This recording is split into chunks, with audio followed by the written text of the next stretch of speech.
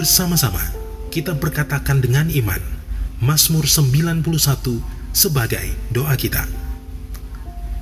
Dalam lindungan Allah, orang yang duduk dalam lindungan yang maha tinggi dan bermalam dalam naungan yang maha kuasa akan berkata kepada Tuhan, tempat perlindunganku dan kubu pertahananku, Allahku yang kupercayai. Sungguh, Dialah yang akan melepaskan engkau dari jerat penangkap burung, dari penyakit sampar yang busuk. Dengan kepaknya Ia akan menudungi engkau. Di bawah sayapnya engkau akan berlindung. Kesetiaannya ialah perisai dan pagar tembok. Engkau tak usah takut terhadap kedahsyatan malam, terhadap panah yang terbang di waktu siang, terhadap penyakit sampar yang berjalan di dalam gelap, terhadap penyakit menular yang mengamuk di waktu petang. Walau 1.000 orang rebah di sisimu dan 10.000 di sebelah kananmu, tetapi itu tidak akan menimpamu. Engkau hanya menontonnya dengan matamu sendiri dan melihat pembalasan terhadap orang-orang fasik. Sebab Tuhan ialah tempat perlindunganmu, yang maha tinggi telah kau buat tempat perteduhanmu. Malapetaka tidak akan menimpa kamu, dan tulah tidak akan mendekat kepada kemahmu. Sebab malaikat-malaikatnya akan diperintahkannya kepadamu untuk menjaga engkau di segala jalanmu. Mereka akan menatang engkau di atas tangannya, supaya kakimu jangan terantuk kepada batu. Singa dan ular tedung akan kau langkahi. Engkau akan menginjak anak singa dan ular naga. Sungguh, hatinya melekat kepadaku, maka aku akan meluputkannya. Aku akan membentenginya, sebab ia mengenal namaku. Bila ia berseru kepadaku, aku akan menjawab. Aku akan menyertai dia dalam kesesakan. Aku akan meluputkannya dan memuliakannya. Dengan panjang umur akan kukenyangkan dia, dan akan kuperlihatkan kepadanya keselamatan daripadaku. Mari Bapak Ibu sekalian kita berdoa bagi negeri kita. Bapa, kami berdoa bagi Indonesia. Lawat bangsa kami Indonesia. Kami percayakan janji-Mu yang hari-hari ini sedang digenapi di bangsa kami, bahwa bangsa Indonesia sedang mengalami Pentakosta ketiga. Penuaian jiwa yang terbesar dan yang terakhir sedang terjadi di tengah-tengah bangsa kami. Bapa, kami berdoa, lawat negeri kami, lawat pulau demi pulau, lawat kota demi kota, lawat desa demi desa, bahkan Tuhan, Kau berdoa hingga ke pelosok tanah air kami. Engkau melawat negeri ini, Engkau melawat bangsa kami. Pertobatan terjadi, pertobatan terjadi, pertobatan terjadi di dalam nama Tuhan kami Yesus Kristus. Tuhan, kami berdoa kalau hari ini janji-Mu atas kami bahwa generasi Yeremia sedang Engkau pakai dengan luar biasa. Tuhan, genapkan atas anak-anak muda, genapkan atas generasi Yeremia ini Tuhan. Pakai mereka dengan luar biasa, dengan cara yang ajaib, dengan cara yang tidak dapat kami pikirkan sebelumnya Tuhan. Pakai mereka Tuhan untuk boleh memenangkan banyak orang, banyak jiwa bagi kemuliaan nama Tuhan. Pakai mereka dalam penuaian terbesar dan yang terakhir ini, di dalam nama Tuhan kami Yesus Kristus. Bapa, kami juga berdoa untuk negeri kami yang sedang ada dalam pandemi COVID-19. Tuhan, kami minta di hadapan Tuhan. Tuhan, kami minta di hadapan-Mu Tuhan. Sembuhkan bangsa kami, sembuhkan bangsa kami di dalam nama Tuhan kami Yesus Kristus. Kami mohonkan di hadapan Tuhan untuk pemerintahan kami, Presiden Jokowi dan seluruh aparatur pemerintahan yang ada. Berikan hikmat, berikan kemampuan untuk mereka boleh memberikan kebijakan bagi bangsa kami Tuhan, sehingga bangsa kami boleh keluar dari pandemi ini Tuhan. Dan terlebih kami mohon kuasa-Mu yang luar biasa bekerja, dinyatakan di tengah-tengah negeri kami untuk menyembuhkan bangsa kami di dalam nama Tuhan kami Yesus Kristus. Mari Tuhan, kami mohonkan kuasa-Mu dinyatakan, kami mohonkan kuasa kuasa-Mu dinyatakan bagi Indonesia.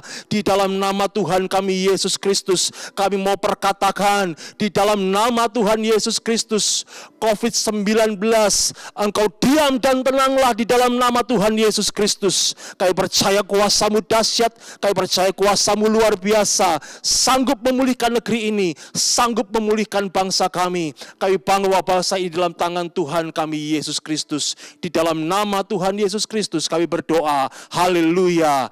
Amin. Puji Tuhan, mari kita berikan tepuk tangan sorak-sorai. Luar biasa Tuhan Yesus kita. Dia curahkan sukacita penuh di tempat ini. Haleluya. Dalam Tuhan ada kekuatan yang baru. Tuhan limpahkan sukacita yang besar di tahun yang baru ini buat setiap kita. Haleluya.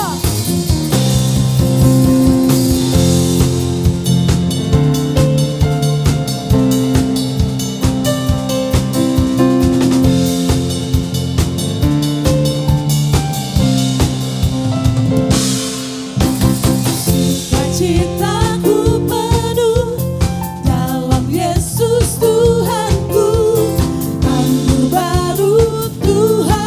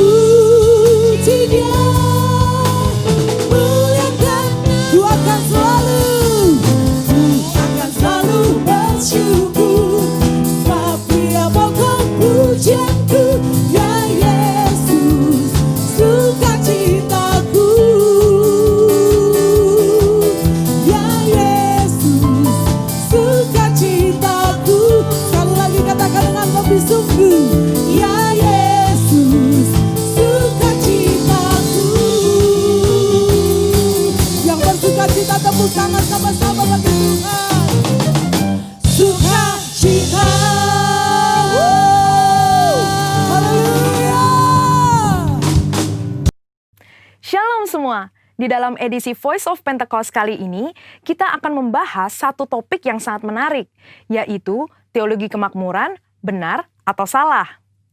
Mungkin banyak dari kita yang sering mendengar ada seseorang, suatu gereja atau pelayanan yang katanya menganut teologi kemakmuran. GBI Jalan Gatot Subroto pun tidak luput dari anggapan tersebut.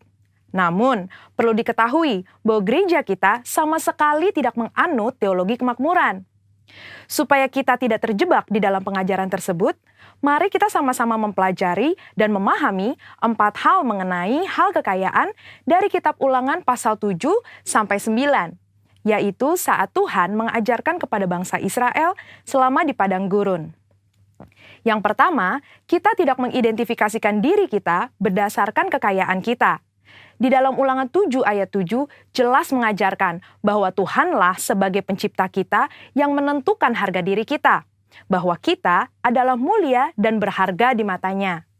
Yang kedua, kita tidak mencari kenikmatan kita dari kekayaan.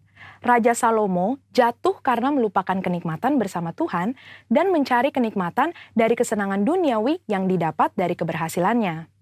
Pada dasarnya, Tuhan tidak melarang kita untuk menikmati berkat materi yang sudah Tuhan berikan, asalkan sesuai dengan kebenaran firman dan tuntunan Roh Kudus, serta tidak menempatkan kepuasan kita pada hal-hal yang bersifat materi.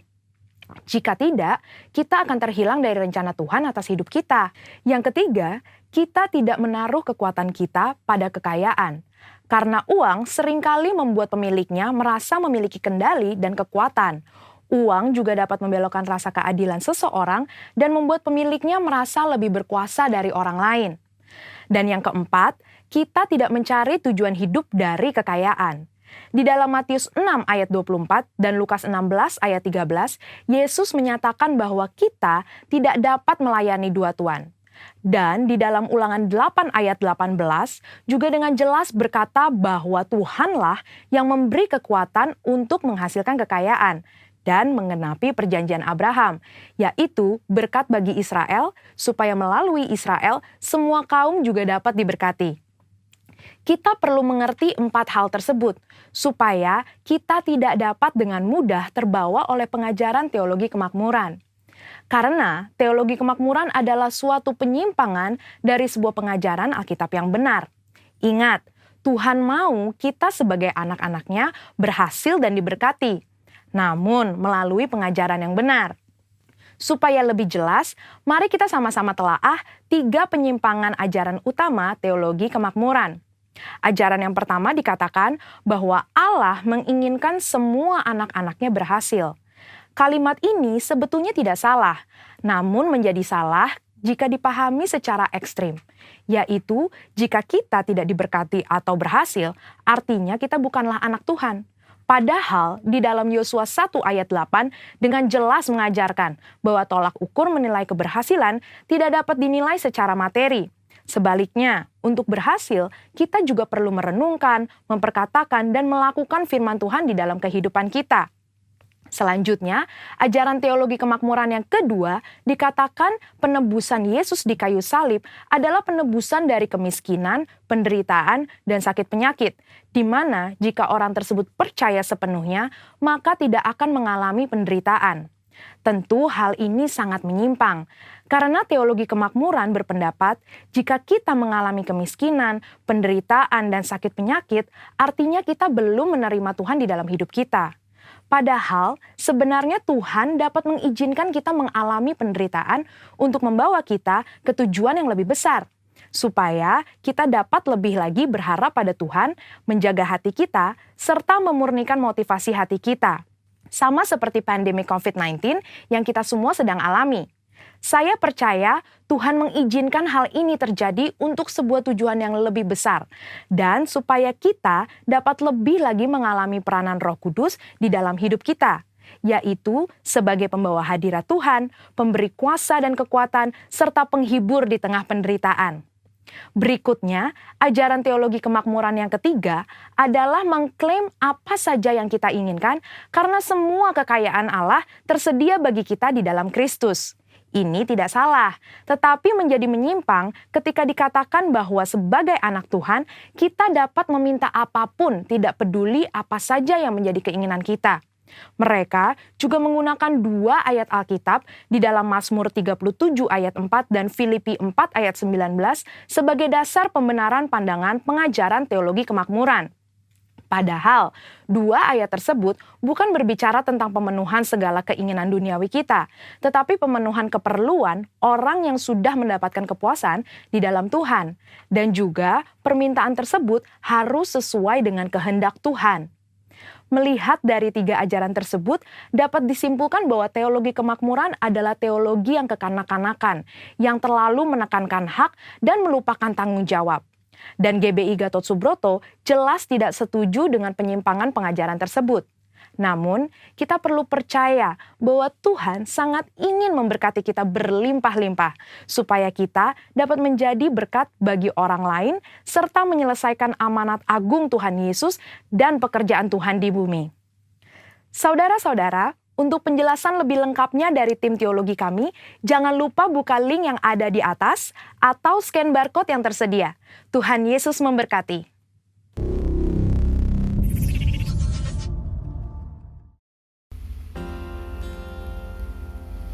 Sebelum lebih lagi kita masuk dalam pujian, penyembahan, dan firman Tuhan, mari bersama-sama kita deklarasikan Pentakosta ketiga. Pentakosta ketiga adalah pencurahan Roh Kudus yang dahsyat di zaman now, melebihi yang terjadi di Azusa Street. Pentakosta ketiga akan mengakibatkan penuaian jiwa yang terbesar dan terakhir sebelum Tuhan Yesus datang kembali.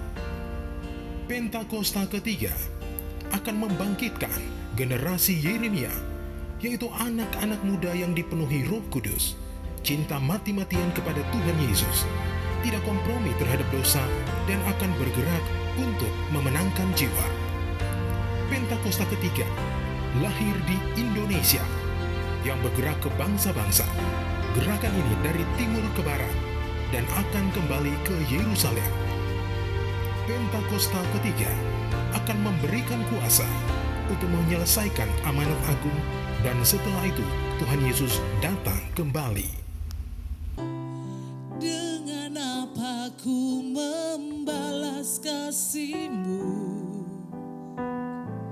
yang ku terima dari-Mu?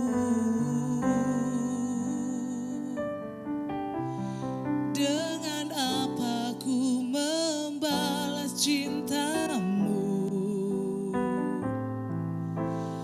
Oh Yesusku,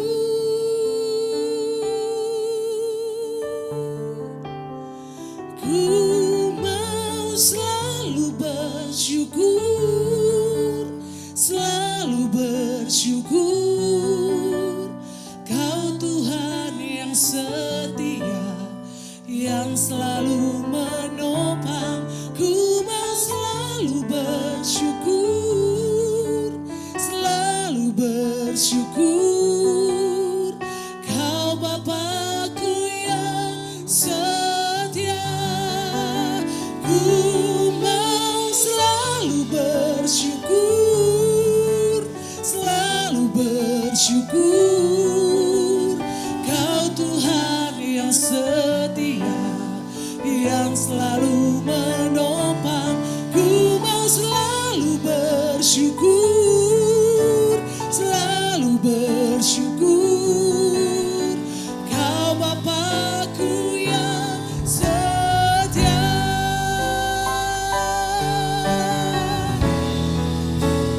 Ku mau selalu bersyukur, selalu bersyukur. Kau Tuhan yang setia, yang selalu menopang. Ku mau selalu bersyukur, selalu bersyukur. Kau Bapa-Ku yang ku mau selalu bersyukur, mau selalu bersyukur.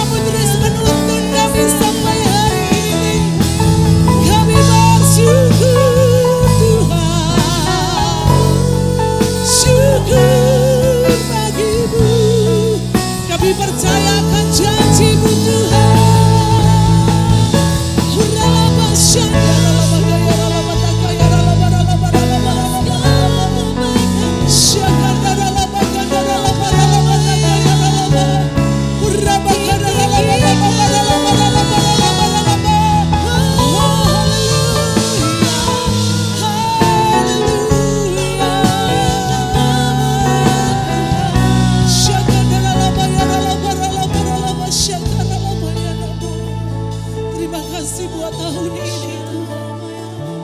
Kasih setiamu tiada pernah berkesudahan bagi kami Tuhan. Kasih setiamu terus menuntun kami untuk berjalan dalam kebenaran-Mu. Hingga sampai hari ini kami ada. Semua karena kemurahan-Mu Tuhan Yesus.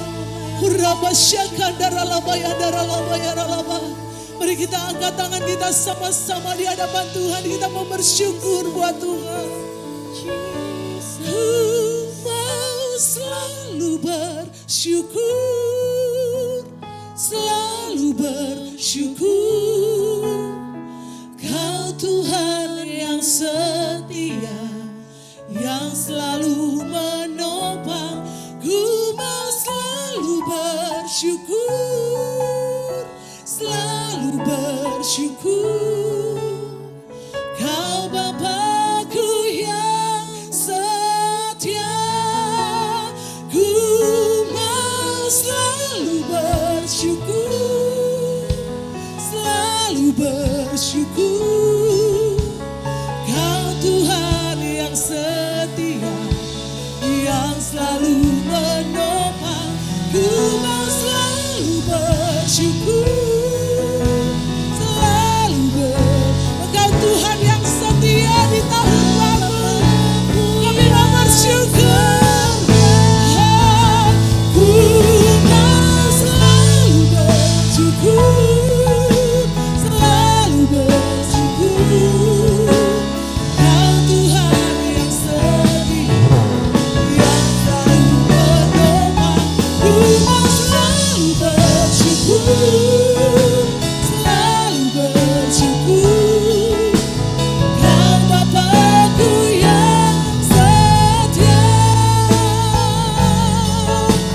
Kau Bapa-Ku yang setia. Kau Bapa-Ku yang setia. Terima kasih buat kesetiaan-Mu Tuhan. Terima kasih Tuhan. Shalom Bapak Ibu semua, apa kabar pada hari ini? Saya berdoa supaya kita semua dalam keadaan sehat dan kita semua dalam keadaan yang sangat luar biasa. Kalau seandainya mungkin ada beberapa dari Bapak Ibu yang saat beribadah bersama-sama di rumah dalam keadaan yang sakit, kami berdoa, kami percaya bahwa Tuhan Yesus menyembuhkan setiap kesakitan yang sedang Bapak Ibu alami. Kalau ada yang ketidakberdayaan, percayalah saudara Bapak Ibu bahwa di tahun 2021 ini di dalam Kristus pengharapan itu pasti dan tetap ada. Nah, saudara Bapak Ibu semua, kita akan mendengarkan firman Tuhan, tetapi ada baiknya sebelum kita mendengarkan firman Tuhan, kita berdoa bersama-sama dan kita siapkan hati kita untuk firman-Nya pada hari ini. Mari kita sama-sama tundukkan kepala sekali lagi dan kita berdoa. Kami bersyukur Tuhan untuk berkat Tuhan yang Tuhan sediakan bagi kami. Kami bersyukur, berterima kasih kalau kami sudah memasuki tahun 2021 ini. Dan pada hari ini sudah di minggu ketiga, Tuhan hamba-Mu sepakat berdoa. Kalau ada jemaat Tuhan, Bapak Ibu yang sedang sakit, Tuhan mari sembuhkan. Kalau ada yang sedang berbeban berat, mari Tuhan berikan pengharapan. Karena pengharapan di dalam Tuhan pasti ada. Terima kasih Tuhan, kami juga berdoa hari ini. Kami ingin mendengar firman-Mu, dan bila firman-Mu pada hari ini menjadi kekuatan dalam setiap kehidupan kami. Kami siap mendengar firman-Mu Tuhan, urapi hamba-Mu, dan juga urapi jemaat Tuhan. Dimanapun mereka berada, Tuhan memberkati dan menyiapkan. Kami mau siapkan hati kami untuk Engkau. Terima kasih Bapa, hanya di dalam nama Tuhan Yesus Kristus. Haleluya. Amin. Haleluya. Bapak Ibu percayalah bahwa di dalam Tuhan tidak ada yang mustahil. Nah, hari ini saudara kita patut bersyukur untuk melewati tahun 2020 dengan perkara yang luar biasa dan perkara yang sangat dahsyat. Amin. Walaupun terlihat seperti lambat, tetapi mari kita syukuri saudara, karena kita sudah ada di tahun 2021 dan hari ini adalah minggu ketiga dan itu sudah berkat yang Tuhan berikan dalam setiap kehidupan kita. Di tahun 2021 ini bagaimana kita melewatinya, bagaimana kita berjalan, berlari, dan bisa terbang di tahun 2021 ini, itu dipengaruhi oleh cara pandang kita memandang tahun 2021 ini. Saudara, keberhasilan kita, kemenangan kita, itu dipengaruhi oleh cara kita memandang. Ada orang-orang yang optimis memandang tahun 2021, tetapi ada juga mereka-mereka yang pesimis dalam menghadapi tahun 2021. Cara orang memandang di tahun ini berbeda-beda, saudara. Nah, saudara, saya berdoa supaya cara pandang kita di tahun ini mempunyai cara pandang yang sama, sesuai, selaras dengan Tuhan. Nah, saudara, apa itu cara pandang? Cara pandang ketika saya coba mencari, saudara, di googling, di situ dikatakan cara kita melihat sesuatu dan mengartikan hal tersebut sesuai pemikiran Anda dan akhirnya akan mempengaruhi cara berpikir, bersikap, dan bertingkah laku. Nah, saudara, cara pandang ini menjadi poin utama ketika saya merenungkan memasuki tahun 2021 ini, saudara. Saudara, cara pandang dikatakan ketika kita melihat sesuatu, mengartikan hal, sesuatu itu dalam pemikiran kita. Nah, saudara, apa yang kita lihat, apa yang kita pikirkan akan mempengaruhi cara tindakan kita, sikap kita, bahkan akan mempengaruhi cara berpikir kita. Maka dari itu, saudara, tadi saya katakan untuk kita meraih kemenangan, untuk kita meraih keluar biasaan, kedahsyatan di tahun 2021 ini, yang harus kita belajar bersama-sama adalah kita harus memandang selaras dengan pandangannya Tuhan. Kita harus memandang, saudara, memiliki cara pandang yang selaras dengan kebenaran firman Tuhan. Kita harus memiliki cara pandang yang selaras sebagaimana Tuhan memandang dalam setiap kehidupan kita. Nah, saudara, inilah yang kita mau belajar bersama-sama. Supaya apa, saudara? Karena begitu banyak cara pandang, orang dapat memandang dalam segala macam cara. Nah, saudara, yang terbaik adalah mari memandang tahun 2021 ini sebagaimana Tuhan memandang. Mari pandanglah pandanglah kehidupan kita, kesulitan, kesusahan, apa yang kita alami, sebagaimana Tuhan memandang dalam setiap kehidupan kita. Yang mengerti sampai sini katakan amin. Nah, saudara, dalam firman Tuhan ada cerita tentang Yusuf. Saudara pasti ingat cerita tentang Yusuf. Bagaimana Yusuf memandang pergumulannya, kesusahannya, penderitaan yang ia harus lewati, saudara, itu selaras dengan apa yang Tuhan inginkan. Nah, Yusuf dibuang ke sumur pertama kali oleh saudara-saudara kandungnya. Karena saudara-saudara kandungnya benci sama Yusuf, karena Yusuf anak kesayangan. Dibuang ke sumur, dijual ke Mesir, kemudian sampai di Mesir, dia tinggal di rumah Potifar, dimasukkan ke penjara, difitnah oleh istri Potifar. Dan akhirnya singkat ceritanya, keluar dari penjara, dan Yusuf menjadi orang kedua di Mesir. Nah, saudara, yang menarik dari cerita Yusuf di Kejadian 50 ayat yang ke-15 sampai yang ke-21. Di situ diceritakan bagaimana Yusuf dikatakan menghibur hati saudara-saudaranya. Kisah ini mengambil kisah di mana Yakub telah meninggal, terus kemudian saudara-saudaranya ini ketakutan, saudara. Mereka bilang gini, aduh, jangan-jangan nanti Yusuf membunuh kita. Karena apa? Karena kejadian yang lalu pada saat mereka membuat sesuatu yang jahat kepada Yusuf, membuang ke sumur dan dijual ke Mesir. Jangan-jangan sesudah bapak kita mati, maka Yusuf membunuh kita. Itu ceritanya, saudara. Nah, tetapi saudara, kita dapat melihat dari cerita ini bagaimana saudara-saudaranya memandang secara jasmani bahwa apa yang terjadi lalu, perbuatan kita semua yang jahat kepada Yusuf, bisa jadi nih nanti Yusuf membenci kita dan akhirnya membunuh kita. Singkat ceritanya, saudara-saudaranya membuat suatu kebohongan dan dia katakan kepada Yusuf, Yusuf, Sebelum bapak kita meninggal, ia titip pesan bahwa kamu nggak boleh membunuh kita. Kamu harus melupakan apa yang lalu, gitu saudara ya.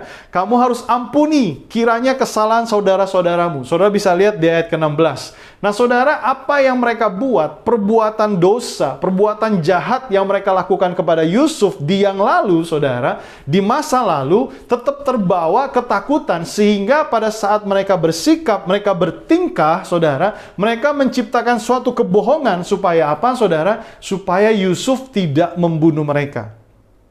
Saudara perhatikan di sini, saudara-saudaranya memandang Yusuf membenci, saudara-saudaranya memandang Yusuf kecewa, dan pada akhirnya dia memikirkan bagaimana supaya nanti Yusuf nggak bunuh kita. Dia ciptakan sebuah kebohongan bahwa papanya, bapaknya titip pesan untuk mengampuni mereka. Yang mengerti katakan amin. Nah saudara, berbeda dengan Yusuf. Yusuf berbeda, saudara. Kalau saudara perhatikan di ayat yang ke-20. Memang kamu telah mereka-reka yang jahat terhadap aku, tetapi Allah telah mereka-rekakan untuk kebaikan dengan maksud melakukan seperti yang terjadi sekarang ini, yakni memelihara hidup suatu bangsa yang besar. Kejadian 50, saudara, ayat yang ke-20 mencatat, saudara, di situ jelas sekali bahwa Yusuf memiliki cara pandang yang berbeda. Betul, memang saudara, dia mengalami pergumulan, dia mengalami kesusahan, penderitaan yang dihadapi bertahun-tahun, saudara, atas apa yang saudaranya lakukan. Tetapi apa yang dia alami, saudara, dia tidak memandangnya dengan kebencian, dengan kekecewaan, dengan kemarahan, dengan kekesalan kepada saudara-saudaranya. Karena kalau dia pandang dengan kebencian, dengan kekesalan dan kemarahan, maka perbuatan yang akan keluar dari Yusuf, dia akan balas dendam kepada saudara-saudaranya. Tetapi apa yang terjadi ketika dia alami itu, apa yang saudara-saudaranya lakukan yang jahat sama dia memandang selaras dengan apa yang Tuhan ingin kerjakan dalam kehidupan Yusuf. Saudara bisa dilihat di situ, engkau mereka-rekakan yang jahat, tetapi Allah telah mereka-rekakan untuk kebaikan. Bagi kita, bagi Yusuf, saudara, dia alami sesuatu yang gak enak, kesusahan, penderitaan. Tetapi Yusuf dapat mengatakan, kesusahan dan penderitaan yang aku alami, ini adalah yang direkakan Tuhan untuk kebaikan. Dengan maksud untuk menyelamatkan sebuah bangsa yang besar. Yang mengerti sampai sini katakan amin. Saudara, dari cerita Yusuf ini saya mau membawa sama saudara bagaimana dari saudara-saudaranya yang memandang ketakutan karena dosa perbuatan yang mereka lakukan. Tetapi Yusuf memandang apa yang saudara-saudaranya lakukan selaras dengan kebenaran firman Tuhan, selaras dengan Tuhan, bahwa itu untuk sesuatu yang baik. Sehingga apa yang terjadi? Yang terjadi, Yusuf menjadi orang kedua di Mesir. Dia menjadi penguasa di Mesir dan dia menyelamatkan sebuah bangsa. Nah, dari ilustrasi ini menggambarkan begini, saudara. Apa yang akan terjadi? Pengharapan saudara, kebesaran di tahun 2021, kedahsyatan di tahun ini, saudara, itu dipengaruhi oleh cara saudara dan saya memandang tahun ini. Kalau kita memandang tahun ini dengan optimis, kita memandang tahun ini dengan bersukacita, kita memandang tahun ini dengan kedahsyatannya Tuhan, kita memandang pandangan kita selaras dengan firman Tuhan, dengan kebenaran firman Tuhan, dengan apa yang Yesus telah buat dalam kehidupan kita, maka saya percaya saudara dapat melewati tahun 2021, saudara dapat berjalan di tahun ini dengan kuasa Tuhan, saudara dapat berjalan dengan kekuatan daripada penyertaan Tuhan, saudara dapat melewati tahun ini dengan kasih karunia daripada Tuhan, dan di akhir daripada tahun 2021, saudara akan mendapatkan kemenangan demi kemenangan. Saya percaya itulah kerinduan saudara. Nah saudara, bagaimana kita dapat memiliki cara pandang yang selaras dengan firman Tuhan? Saya mau kita sama-sama merenungkan dari Lukas pasal yang ke-11 sampai ayatnya yang ke-36. Lukas 11 ayat 36. Dikatakan demikian, tidak seorang pun yang menyalakan pelita lalu meletakkannya di kolong rumah atau di bawah gantang, melainkan di atas kaki dian, supaya semua orang yang masuk dapat melihat cahayanya. Matamu adalah pelita tubuhmu. Jika matamu baik, teranglah seluruh tubuhmu. Jika matamu jahat, gelaplah tubuhmu. Karena itu perhatikanlah supaya terang yang ada padamu jangan menjadi kegelapan. Jika seluruh tubuhmu terang, tidak ada bagian yang gelap, maka seluruhnya akan terang, sama seperti apabila pelita menerangi engkau dengan cahayanya. Ada 3 poin, saudara, bagaimana kita dapat memandang selaras dengan cara pandangnya Tuhan. Bagaimana kita dapat memfokuskan cara pandang kita yang salah, kita fokuskan untuk menjadi selaras dengan firman Tuhan, untuk menjadi selaras dengan cara pandang Tuhan. Nah, saudara, poin yang pertama dikatakan di ayat yang ke-33, tidak seorang pun yang menyalakan pelita lalu meletakkannya di kolong rumah atau di bawah gantang. Saudara, yang pertama adalah letakkan Tuhan di atas segala-galanya. Artinya, saudara, di pemikiranmu, di dalam hatimu, Tuhan menjadi segala-galanya. Tuhan menjadi yang utama. Karena ayat itu berkata, saudara, tentang pelita, betul. Dan dikatakan, jangan diletakkan di kolong rumah, tapi di bawah gantang. Tetapi kalau kita mau perhatikan lebih detail, lebih jelas lagi, saudara, di ayat-ayat sebelumnya, itu ada percakapan tentang tanda Yunus. Dan di ayat ke-29 dari Lukas 11 ayat ke-29, di situ dikatakan angkatan ini adalah jahat. Mereka minta tanda, saudara, dan kemudian tandanya udah ada. Yesus berkata bahwa mereka nggak dapat tanda apa-apa lagi, hanya tanda Yunus aja. Di situ juga sempat disinggung tentang Salomo, dan Yesus juga sempat mengatakan bahwa yang ada di sini lebih daripada Salomo. Terus kemudian dikatakan juga bahwa yang ada di sini lebih daripada tandanya Yunus. Saudara, Yesus sedang mengatakan dirinya sendiri bahwa ketika angkatan itu jahat, nggak meminta tanda, dan kemudian tandanya nggak dikasih-kasih, mereka nggak jadi percaya. Saudara, apa yang terjadi? Padahal Yesus sudah ada di situ, tetapi apa yang terjadi? Mereka nggak ngerti-ngerti juga, mereka nggak mau menerima juga, mereka nggak bisa melihat bahwa Yesuslah tanda yang luar biasa untuk mereka. Nah, saudara, makanya muncullah ayat bahwa Yesus mengatakan pelita itu nggak bisa diletakkan di bawah gantang, tetapi harus diletakkan di atas. Nah, saudara, ini menggambarkan sebuah kegelapan. Hidup saudara dan saya adalah hidup yang penuh dengan kegelapan kalau kita tidak ada terang.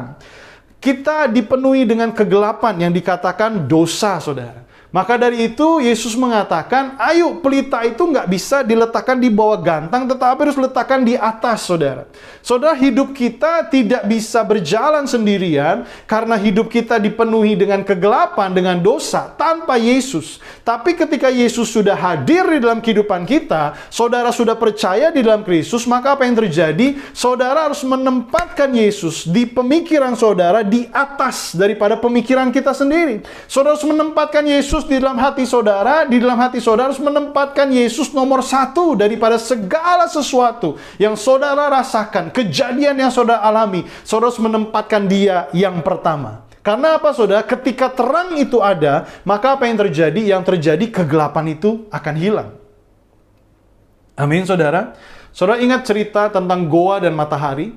Suatu ketika matahari dan Goa lagi bercakap-cakap, berdiskusi, dan kemudian si Goa bilang, aduh, Mat, gue bosen nih, saya bosen nih, ada dalam kegelapan. Boleh nggak saya kunjungi kamu? Nanti saya datang ke tempat kamu, saya mau lihat. Karena saya bosen dengan yang namanya kegelapan. Nah, saudara, abis itu apa yang terjadi, saudara? Mereka saling kunjungan. Si Goa datang ke matahari. Dan apa yang terjadi? Goa begitu terpesona dengan apa yang dia lihat. Karena ketika dia kunjungan ke matahari, dia melihat begitu terangnya, begitu luar biasanya, begitu indahnya, saudara. Dan akhirnya si Goa bilang, ayo dong kamu kunjungin aku dong, kamu juga lihat bagaimana itu kegelapan. Dan kemudian apa yang terjadi? Matahari kunjungan ke dalam Goa, saudara. Singkat ceritanya, saudara, si Goa kaget karena tidak lagi ada kegelapan. Ketika matahari datang, Goa yang tadinya gelap menjadi terang.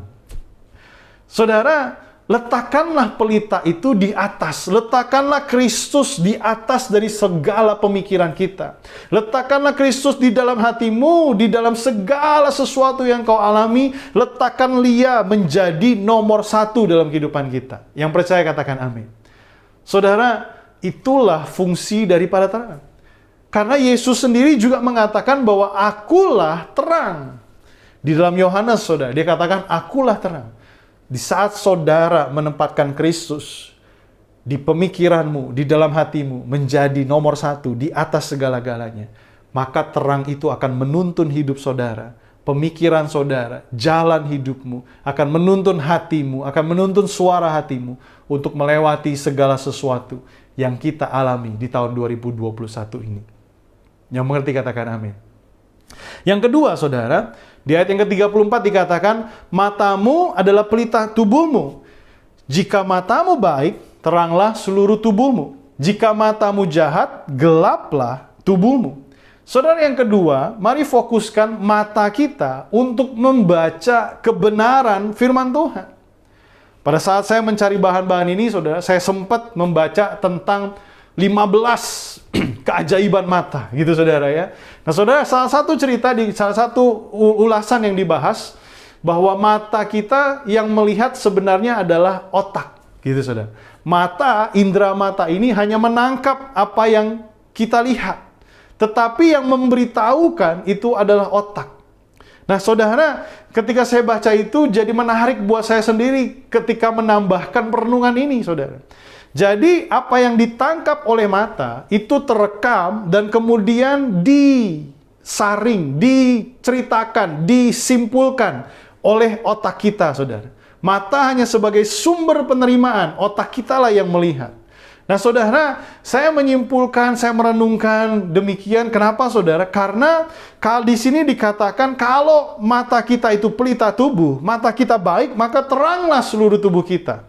Nah kebanyakan apa saudara yang terjadi ketika kita melihat masalah, ketika kita melihat sesuatu, otak kita ini berputar menyimpulkan apa yang kita lihat. Nah pertanyaannya adalah, saudara menyimpulkan berdasarkan pemikiran saudara sendiri atau saudara menyimpulkan berdasarkan kebenaran firman Tuhan? Ketika saudara melihat tahun 2021 ini, saudara melihat menyimpulkannya dengan pemikiranmu, pemikiran dunia, apa yang kau baca, kesimpulan-kesimpulan dari media, atau engkau memikirkannya tahun 2021 ini, menyimpulkannya dengan firman Tuhan, dengan cara pandang Tuhan.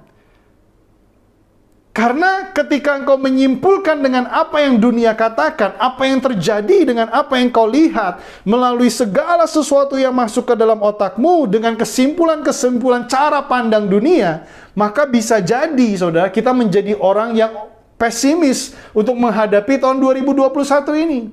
Waduh, berat deh 2021. Indonesia, kita positifnya makin tinggi. Sebentar lagi begini, sebentar lagi begini. Walaupun vaksin sudah ada, kita belum tahu vaksinnya ini bisa berguna atau tidak. Kita belum tahu, ada yang mau divaksin, ada yang tidak. Ada pro, ada kontra, masih begini, masih begitu. Waduh, 2021 ekonomi bagaimana kalau sampai lockdown, sampai begini, sampai begini, sampai begini. Kita melihat dengan mata kita, apa yang kita baca secara data, apa yang kita lihat, saudara, kemudian disimpulkan. Nah, disitulah penyimpulannya itu, saudara. Saudara simpulkan dengan apa yang dunia pikirkan, atau saudara menyimpulkan dengan apa yang firman Tuhan katakan, kebenaran firman Tuhan katakan, dan selaras dengan apa yang Tuhan inginkan kebenarannya dalam setiap kehidupan kita. Karena mata kita melihat, otak kita menyimpulkan. Nah saudara, sama seperti cerita Yusuf tadi. Yusuf juga demikian. Dia melihat keadaannya, masuk penjara, dibuang ke sumur, dijual ke Mesir, masuk penjara. Tetapi dia tidak menyimpulkan dengan apa yang dia pikirkan. Dia menyimpulkan, aku menyelamatkan satu bangsa untuk kebaikan Tuhan. Saudara, demikianlah kita. Yang kedua, saudara, kenapa saya mengajak di poin kedua ini? Fokuslah untuk terus merenungkan firman Tuhan. Karena Roma 12 ayat 1 dan kedua dikatakan, berubahlah oleh pembaharuan budimu. Saudara, kita harus merubah pemikiran kita, budi kita, itu harus diubah. Kenapa saudara? Supaya selaras dengan kebenaran firman Tuhan. Kalau saudara tidak pernah mengisi dengan kebenaran firman Tuhan, tidak pernah memasukkan pemikiran-pemikiran, perenungan-perenungan firman Tuhan, walaupun saudara bilang, aduh kan saya sudah ingin khotbah setiap minggu. Saudara, khotbah setiap minggu belum cukup. Saudara harus punya perenungan. Saudara harus baca firman Tuhan. Masukkan nilai-nilai kebenaran firman Tuhan. Masukkan perenungan-perenungan yang saudara dapat dari ketika saudara membaca firman Tuhan. Maka ketika saudara membaca, merenungkannya, ketika saudara menghadapi segala sesuatu, apa yang terjadi dalam kehidupanmu, saudara tidak menilai, tidak memandang dengan apa yang nilai dunia berikan, tetapi saudara memandang dengan apa yang firman Tuhan katakan. Dan saudara percaya apa yang firman Tuhan sampaikan, Tuhan berikan dalam setiap kehidupan kita. Jadi di tahun ini saudara harus banyak fokus membaca firman Tuhan. Karena hanya firman Tuhan saja yang memberikan jalan keluar. Hanya nilai kebenaran firman Tuhan yang paling tinggi di atas segala nilai dunia yang memberikan kemenangan dalam kehidupan saudara. Yang mengerti katakan amin. Yang ketiga saudara, di ayat yang ke-35 dikatakan, karena itu perhatikanlah supaya terang yang ada padamu jangan menjadi kegelapan. Itu yang perlu kita jaga, saudara. Jangan sampai terang yang ada padamu menjadi kegelapan. Yang ketiga, perhatikan terang saudara. Memasuki tahun 2021 ini, apa yang terjadi dengan hidup kita? Apakah kedisiplinan rohani kita di situasi pandemi seperti ini, ketika saudara tidak bertemu tatap muka dengan gembala saudara, dengan pengerja-pengerja yang lain, pelayan-pelayan Tuhan yang lain, jemaat-jemaat Tuhan yang lain, apakah saudara masih memiliki kedisiplinan rohani dalam beribadah, dalam membaca firman Tuhan, memiliki hubungan dengan Tuhan? Apakah kita masih memiliki kedisiplinan rohani? Di mana tingkat sosial kita berkurang, saudara. Mungkin kalau saudara dulu ketemu bercakap-cakap, gimana, masih baca firman Tuhan nggak? Mungkin ada yang mengingatkan saudara. Rasanya walaupun kita bertemu secara Zoom, tapi tetap ada bedanya gitu, saudara ya.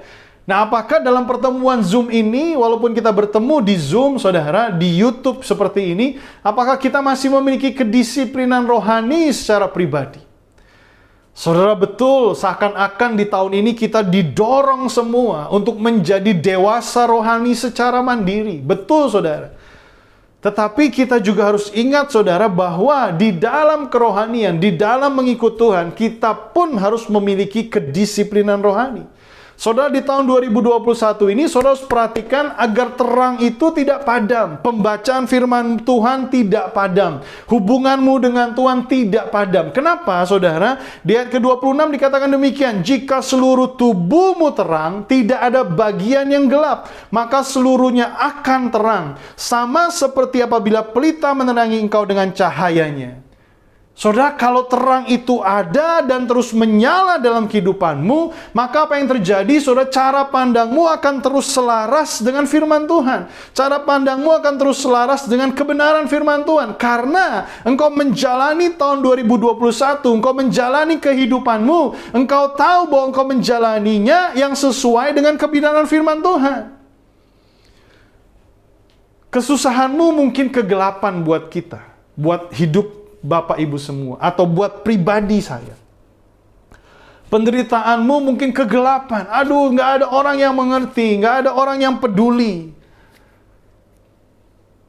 Mungkin kebencianmu merupakan kegelapan. Aduh, saya benci itu orang. Kekecewaanmu, kekesalanmu, kemarahan. Mungkin jalan-jalan dengan pintu-pintu yang tertutup dalam usahamu, aduh, gelap banget rasanya. Saudara, semua yang namanya kesusahan, pintu yang tertutup dalam usaha, kekecewaan, kekesalan, dikatakan kalau firman Tuhan itu bilang, jika seluruh tubuhmu terang, tidak ada bagian yang gelap. Kalau pemikiranmu terang sesuai dengan firman Tuhan, kalau hatimu terang sesuai dengan kebenaran firman Tuhan, kalau hatimu menempatkan Yesus yang utama, yang pertama, saudara, ketika engkau mengalami dikecewakan, engkau nggak akan timbul kebencian. Karena ada terang. Kebencian akan menjadi kasih. Kesusahan akan diberikan jalan keluar. Pintu yang tertutup akan terbuka. Karena dari awal yang utama adalah pemikirannya adalah Kristus. Hatimu adalah Kristus. Firman Tuhan hidup dalam hidupmu. Maka apapun kesusahanmu, engkau nggak memandang dengan cara pandang yang dunia berikan, nilai dunia tawarkan, nilai dunia adakan. Tetapi engkau memandang, engkau meraih, engkau melewati, engkau berlari, engkau berjalan dengan iman percaya kepada Tuhan bahwa aku berjalan dalam kebenaran firman Tuhan. Amin, saudara. Saudara, saya berdoa biar di tahun ini, saudara dan saya, yang pertama, fokus tempatkan Yesus di dalam pemikiran dan hati kita menjadi nomor satu. Yang kedua, fokus terus baca firman Tuhan. Karena firman Tuhanlah yang menjadi terang dalam setiap kehidupan kita. Yang ketiga, jangan sampai terang itu padam. Terus disiplin rohani. Maka saudara akan menyelaraskan pandanganmu kepada cara pandang Kristus. Dan engkau akan meraih tahun 2021 ini dengan kemenangan. Amin. Mari kita tundukkan kepala, kita berdoa.